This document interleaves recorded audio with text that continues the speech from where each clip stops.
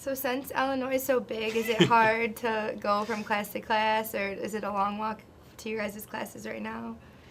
Um, Getting to class is generally very easy, and I think it's fun to find your own unique way of getting to class. So you can do either one of three of the main things. You can either walk, which I did all last year. I'm like an old caveman type guy, so I just walked everywhere. You can use the bus system. We have a very efficient bus system. They circulate all through around campus. They come about every 5 to 10 minutes, take you wherever you need to go. And they'll also go off campus too, take you to Walmart, take you to the mall, take you to the movies, Menards, Target, wherever you need to go. And it's all free.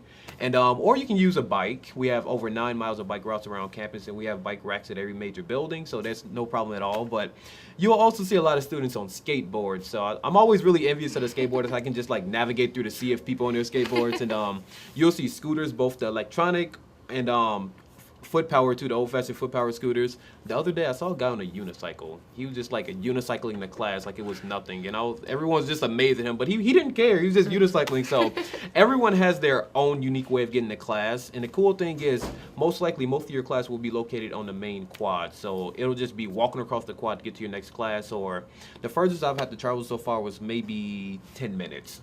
So getting to class is never a really big problem.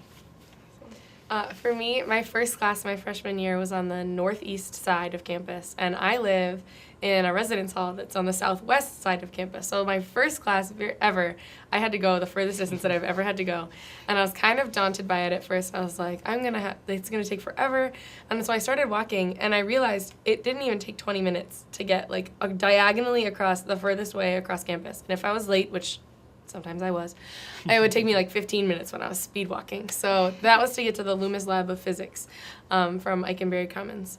But I definitely don't have a problem getting to class. I am not usually a huge fan of walking like Larry is, so I would usually take the bus. There are 3 different bus lines that come to my residence hall specifically. Each one comes every 10 minutes, and they all take me to like various classes that I need to go to. There's at least 2 that'll take me kind of to each building I want to go to.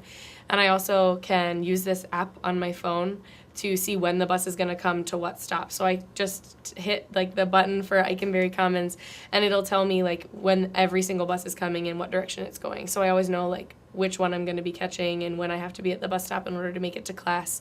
So I have not had an issue at all. But a piece of advice I would definitely give, I didn't realize at first that you can walk through buildings. You don't just have to walk around them. You can. So when I first started walking to class, I would walk around every single building that was in between me and where I was going. And that is not an efficient way to go. And it's also, in the winter, it's really nice to be able to walk through all these buildings that are really warm inside. And there are some tunnels underground in between even some of the buildings on campus. So definitely, if you see a building, try walking through it, not around it when you first get to campus, because it'll go even faster that way.